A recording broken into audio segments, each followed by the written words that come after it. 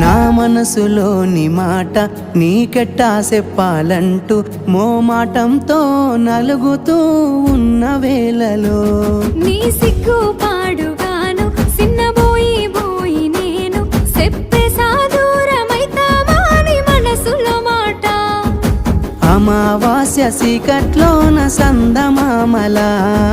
తెచ్చావే నా బతుకుల దీపాల పండుగ ఓడి అలిసిన నా గుండెకు గెలుపంటే నువ్వేగా